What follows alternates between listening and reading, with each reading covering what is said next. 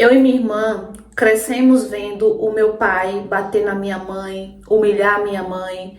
Era um verdadeiro inferno dentro de casa. A minha mãe sofreu muito, muito mesmo. Até que um dia ela se cansou, ela disse, deu um clique nela, assim, um choque de realidade, e ela percebeu que se ela continuasse ali, ele iria acabar com a vida dela. Por quê? Porque ela vivia sob ameaça. O meu pai todos os dias, gente, praticamente todos os dias ameaçava a minha mãe. Dizia que ia fazer isso, que ia fazer aquilo. E ela vivia cercada de medo, ela vivia com medo. Então chegou o momento que ela falou, não chega, eu tenho que fazer alguma coisa para salvar minha própria vida. Foi daí que minha mãe um dia pegou eu e a minha irmã e saiu fugida. Foi para um lugar bem longe. Por um bom tempo, a gente nunca mais viu nosso pai.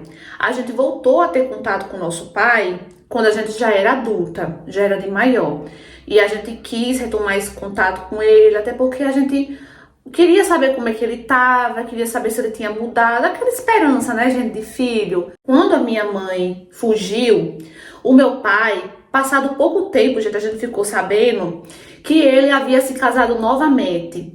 Pasmem, com a própria prima dele de apenas 13 anos de idade. E a gente conhecia bem essa prima do nosso pai.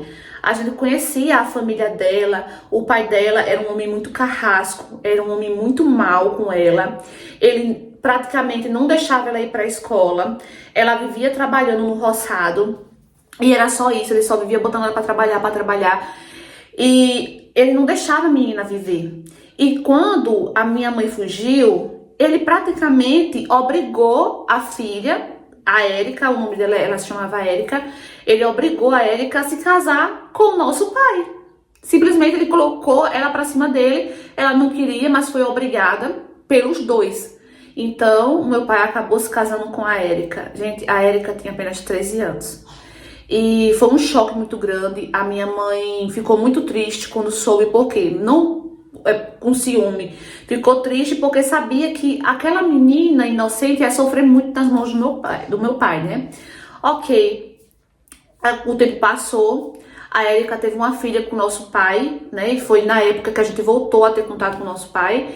E assim, a gente sempre ajudou ela, a gente sempre esteve ali junto com ela. Eu ajudava muito a nossa irmã, né? A caçula, porque era filha do meu pai, querendo ou não era nossa irmã, então a gente ajudava muito ela. E a gente tinha um carinho muito especial, principalmente pela menina.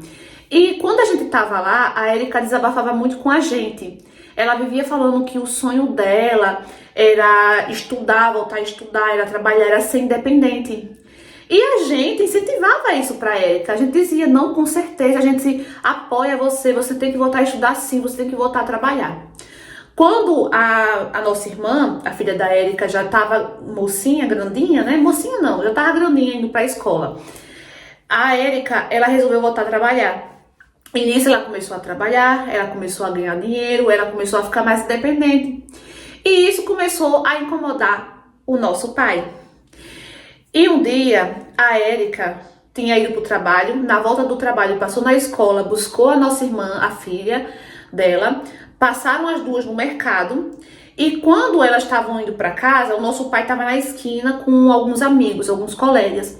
E a Érica, com as sacolas na mão, passou por ele com a filha direto. Nisso, quando ela estava para chegar em casa, ele foi atrás dela. O nosso pai foi atrás dela. Uma câmera da rua registrou tudo o que aconteceu. Antes da Érica conseguir entrar dentro de casa, ele deu 2 tiros na Érica, na frente da nossa irmãzinha. A Érica faleceu ali, no local. Meu Deus, eu tenho uma vergonha tão grande, sabe? Uma vergonha tão grande de ser filha dele.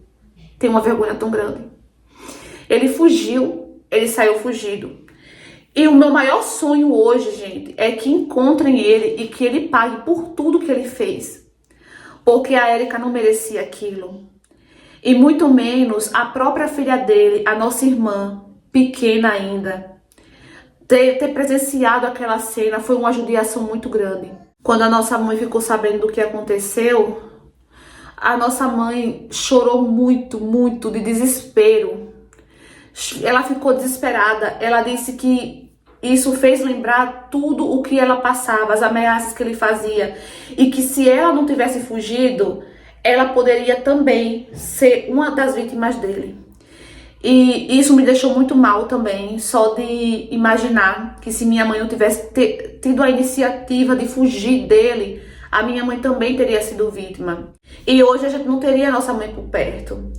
Hoje, a filha da Érica, nossa irmã caçula, ela faz tratamento com psicóloga, porque ela tem muito trauma, gente, muito trauma do que aconteceu, do que ela presenciou. A nossa irmã, ela tem pesadelos, ela não consegue dormir à noite, ela tem um medo absurdo do nosso pai, tem um medo absurdo dele voltar e fazer alguma coisa com ela.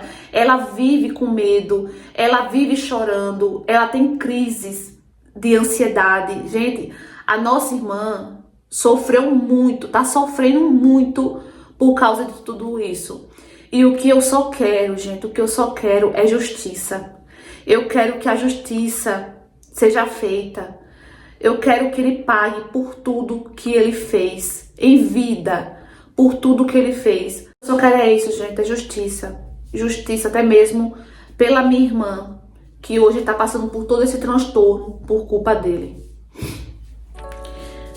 Então, amigos, trouxe pra vocês mais uma história baseada em fatos reais. E, gente, eu sempre tô falando aqui, tem muitos casos desses que, infelizmente, muitas mulheres, elas acham que o cara não vai ter coragem de fazer nada com ela. Mas a gente não pode duvidar, porque a gente vive um mundo muito complicado, onde as pessoas não têm mais amor. E eles acabam tirando mesmo a vida das mulheres.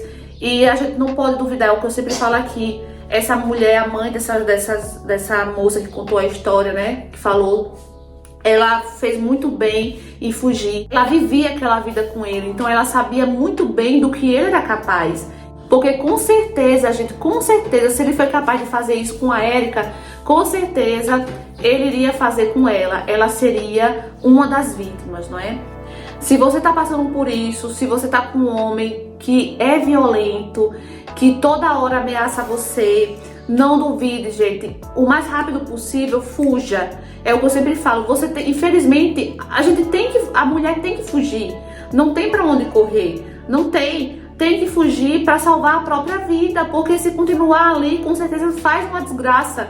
E não duvide, porque tem muitos casos de mulheres que duvidaram e hoje não estão aqui para contar a história, tá bom? É isso, deixa aqui nos comentários o que vocês acharam da história. Curta, comenta, compartilha. Eu vou deixar aqui o link real do relato que eu me inspirei, tá bom? Curta, comenta, compartilha, se inscreve, ativa o sininho da notificação na opção todos. Tchau, tchau e até o próximo vídeo.